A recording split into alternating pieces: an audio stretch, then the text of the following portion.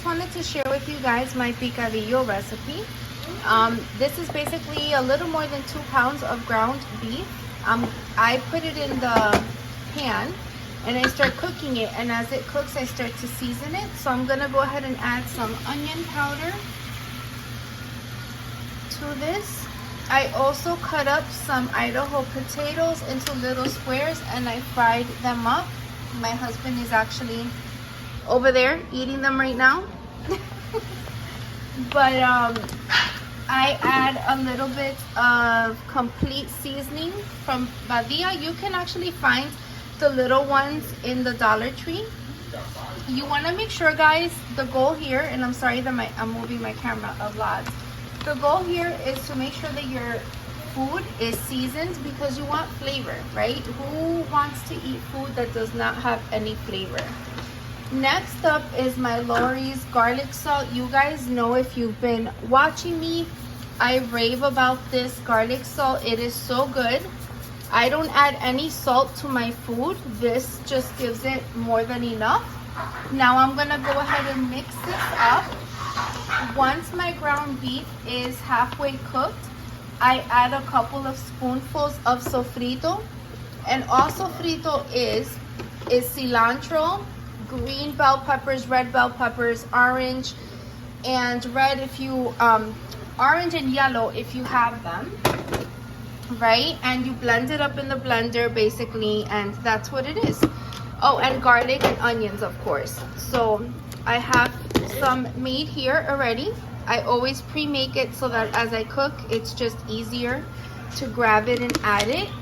I always eyeball it depending on how much meat I'm making. That will determine how much of this I add. And I also taste my food, well, the meat, once it is fully cooked to see if it needs anything else. So I will come back and show you guys the next few steps. Right now I'm gonna go ahead and mix it all up. Okay, I've incorporated all the seasoning in there and I've mixed it all together. One little tip when you're making picadillo is you want to make sure that you're constantly kind of like chopping up the meat or hitting the meat. I don't know, guys, dividing it up, whatever it is that you call this motion, that's what you want to make sure that you do. Or if you have one of these, this works also. Just go like this and it helps not have the meat clump up into little balls. So that's that. I don't always use that little tool, but sometimes it does come in handy, especially when you're making a lot of meat. See, you want to make sure that you're breaking up the little meatballs. You don't want it to turn into little meatballs, basically.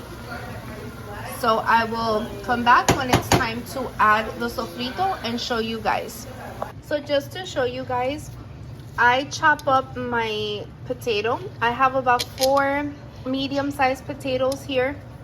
I chop them up into little squares and I fry them in the deep fryer. Some people chop it up and they cook it with the meat. I don't like to do that because I feel that sometimes the potatoes come out too hard, and my family prefers it like this.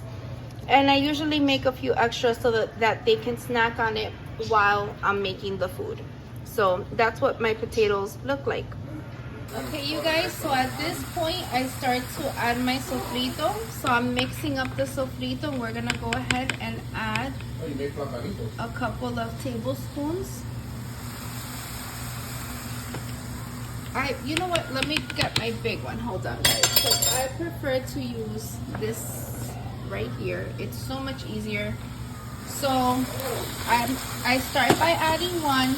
I will go ahead and mix it all in, and if I feel like it needs another spoonful or a little more, I will go ahead and add more. So let me go ahead and mix this really well. Okay, I am gonna add a little less than a full of this, so I would say 1.5. And guys, this has so much flavor. It's so good. The sofrito definitely elevates the dish. In my house, we have picky eaters. They don't like to see pieces of onions and peppers in the food, so that's basically why I make the sofrito. but I'm telling you, it really, really elevates the dish. So now I'm gonna start adding tomato sauce. Sometimes I add 1 can, sometimes 1.5, sometimes 2. Let's see how many we need today with these with this amount of meat. So let's give me 1 second so I can grab that out. Okay, you guys, I've added 1 can of Goya tomato sauce, and that is the perfect amount. So remember, I am going to throw in potatoes, so it is going to soak up most of the sauce. I am also going to add a little bit, I feel like my pan is going to fall, a little bit of white cooking wine. Okay, this is Vino Seco Blanco de Cocinar from La Fe. I use all different brands, guys. La Fe, Goya, Badia, it doesn't matter. Just a little bit. And I add this to give it flavor, but also to give it a little more like of a sauce, because again, the potatoes definitely do soak up a lot of your sauce. Some people like to add olives, some people add raisins. That's more of like the Cuban style of making it, or the way that I grew up eating it. I don't add olives because they don't like olives in my house, and I don't add raisins because they don't like raisins. But sometimes I do add a little bit of sugar to break up the bitterness of the tomato sauce if it's needed. Let me grab the potatoes so we can go ahead and add them. Okay guys, here we go. We're adding in all those yummy potatoes. Hold on guys, I'm sorry. And don't mind my stove, it's dirty because I actually use it and I cook on it. So of course it's going to be dirty. So let me go ahead and mix in these potatoes so that they become yummy and full of flavor. Give me 1 second. And there you have it guys. It tastes so yummy, it's full of flavor, it's super easy to make, it's not an expensive meal, and this will feed a lot of people. You can definitely stretch your meat also if you're tight on meat and you have unexpected guests by adding extra potatoes. So that's happened to me before, but there you go. That's exactly what you want it to look like. It's so yummy. I can't wait to serve up a dish. I'll show you guys what a dish looks like when I put it together.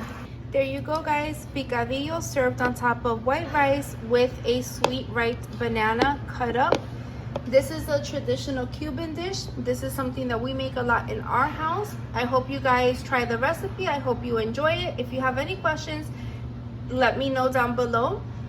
Please do not forget to hit the like button, hit that bell so that you get notified each and every time I upload a new video, and do not forget to subscribe to my channel if you have not yet joined the family. Gracias amigas, have a great rest of your day, and I will see you guys again soon. Bye.